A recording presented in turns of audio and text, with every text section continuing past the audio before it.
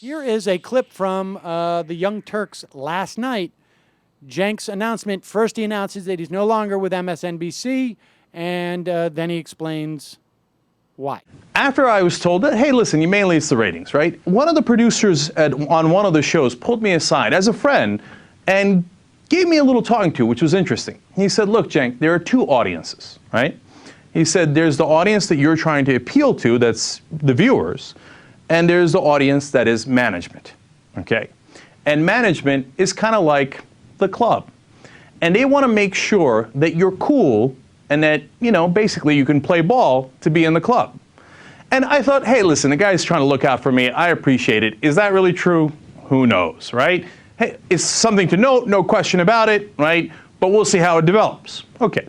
Then I started getting notes every once in a while, and these notes were no big deal, perfectly fine. You know, they would tell you, don't use your arms so much. Look at that, I'm just using the arms, right? Okay, why? Who knows? Act more like a senator. Why? Why would I act like a senator? Senators are incredibly boring. Why would I do that? But okay, I'm trying, you know, hey, it's a different format, right? On the online, I get to do, it's my show, I do whatever I like. We have a great audience, etc. But it's a different format. They're, in that respect, my bosses, so I listen to them, right? And then we get a number of enormous news events. And for those of you who don't know, those big news events wind up helping CNN. So when Egypt revolution happens, everybody turns to CNN. Libya, Japan, Osama bin Laden getting shot and killed. All those are what they call CNN stories, right? And so now the show is not named. We have all these four storms that we got to get beyond. And then I'm doing this and this, okay, and I got the tie. But, you know, so we had some up and down numbers in February and March, for example, right? And then I started doing it more my style. And then the numbers went up. You're about to see that in a second, okay? And I just love this comment on YouTube. I'm sorry, I forgot who said it. But they said, looking at Cenk on the Young Turks is like watching a tiger in the wild, right? Seeing him on TV is like watching that same tiger in a zoo. And I love you for saying that. It's a little true, especially when I was actually trying to listen to their advice. Now, I stopped listening to their advice in April. Why? Well, this is the TV moment, or movie moment.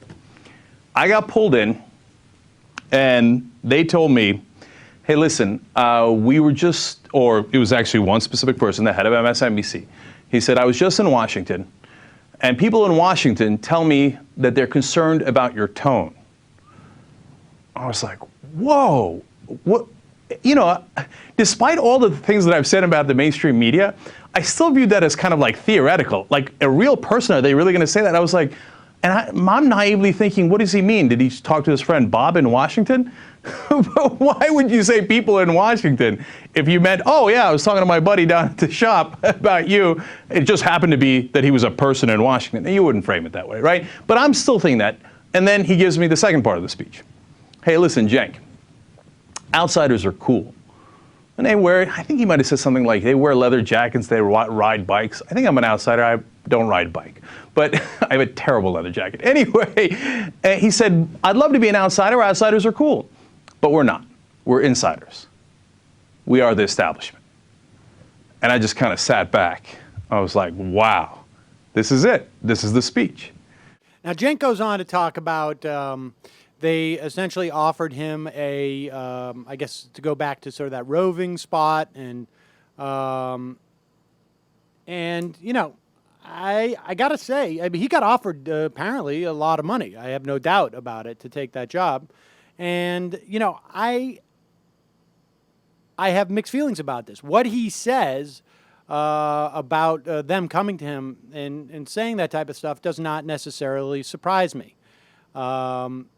You want to play in that club, there are certain rules that you have to play by. And, you know, no one is better at this, I think, than Rachel Maddow. I mean, she is an incredibly strong progressive voice and still manages to avoid the landmines that are sort of intrinsic to that role. I mean, you know, you can look at this as two ways, and I think the best way to look at this is like insider versus outsider, outsider versus insider. And clearly, Cenk brought in an outsider's perspective. Rachel brings in an outsider perspective, but also sort of plays some of that inside game. And I think to her benefit and to our benefit. I'm of two minds of this thing with Cenk. One is, maybe three minds. I mean, I have tremendous respect and also maybe far too much empathy and understanding of having a problem with management, feeling like management is trying to shut you down in certain ways. And I have a tremendous amount of respect for somebody who sees that amount of cash on the table and walks away from it because taking that cash would inhibit their expression. Or along with that, not the actual act of taking the cash, but that the cash always comes with a certain amount of strings.